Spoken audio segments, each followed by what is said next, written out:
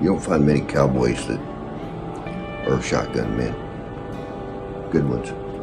I think I'm a good one. Try to be.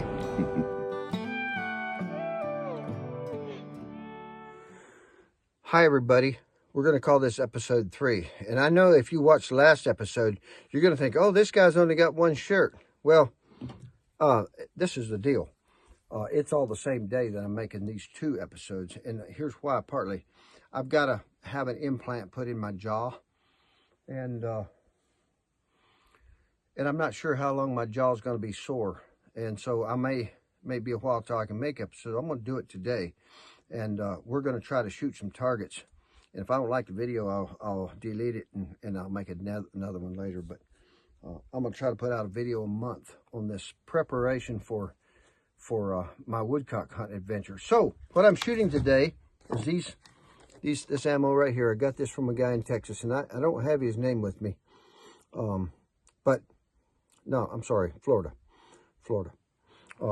These are 2.5 inch. This is a 2.5 inch gun. So these little short guys, what I'm using for target practice is 7.5 by 1 ounce of 2.5 inches long. That's 65 millimeters. So this gun will not shoot 2 3/4 inch ammo. So what I'm gonna do is I'm gonna put 2 in here, and I'm gonna try to kill the first bird with the front trigger with the Churchill style of shooting, where when I launch the bird, I'm gonna go bang like that. I'm not gonna follow the bird. I'm not gonna pull through it. I'm not gonna have a sustained lead. I'm just gonna shoot it. It's a going away target. And trust me, before we go hunting, I'm gonna have a helper throw some crossing shots. I'm gonna get down in a ravine and I'm gonna have him throw some straight over my head.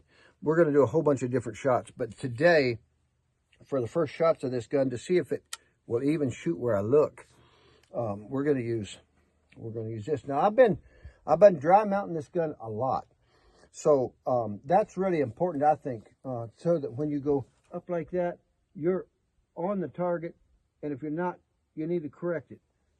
So you get the feel of this gun, or whatever gun you're going to use. It doesn't matter how many times. I don't like to go out and target practice with a game gun. Game guns are special to me, and they're usually nicer guns than target guns, or they can be, at least when you're a poor boy like me. You can't have but so many nice guns. This is a nice gun to me. So I'm not gonna go out and bust a case of ammo shooting targets. For one thing, 2.5 inch ammo is not that easy to find. Second of all, I want this gun to last me for the rest of my life. I want to give it to one of my kids or my grandkids when I'm too old to use it. So I'm super excited about this little gun, and so I might use snap caps a lot, and I might dry fire it a lot, like even indoors. You can go like pick a corner or a nail on the wall, anything that's a target, and just practice coming up fast and being on it. And if you're not on it, do it again and do it again until you're on it. So here we go. Target number 1, got my safety off.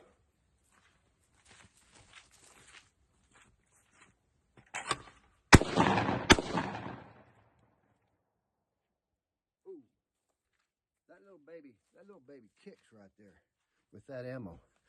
I'll probably order some lighter loads. I wanted some number 9s anyway from RST. I shot it with the second barrel. I was probably a little too quick, and I think I shot over the bird because I wasn't down on my stock good enough. But that's the Churchill style of shooting. Okay, here we go. Crack it open. Put 2 more in. Basically, that was a miss. I got it with the second barrel, but I'm not proud of that. All right, here we go. White flyers.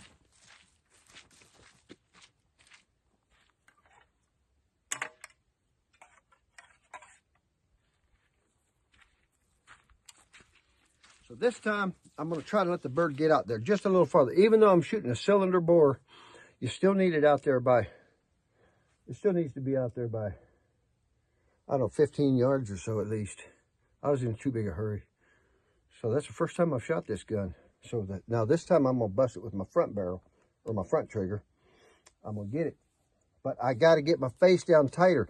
It could be that the stock, if it's a little too high, the way I can compensate for that is bend the stock away from my face just a little bit. You could also take and sand this out, make a little bit of a pocket here. But on this gun, I don't want to do that. I want to keep it as near like this as I can. I really like the way it looks now. If I can learn to shoot it this way, it'll be so nice if I don't have to bend it, because then I can give it to one of my grandsons that's right-handed, and or loan it to somebody, and they can use it, right? So here we go. Shot number 2, episode number 3.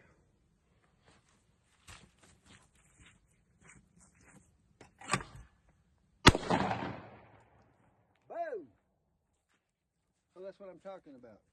I don't know if that was a really good square hit.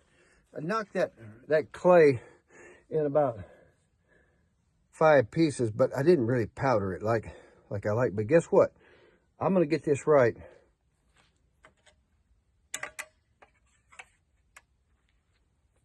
One thing I was going to say is this little gun is really light. And then it's got this little hard wooden butt. And yeah, you feel it. And I think these are just about as hot as any target loads. In fact, they're supposed to be target loads, so they're probably a little hotter than what I would typically carry in the woods for woodcock in close range. You can also buy spreader loads, and if you need them, I'm hoping to avoid that. Spreader loads are configured so that they spread even faster than what a cylinder bore is. This is a long enough video, I think, for today.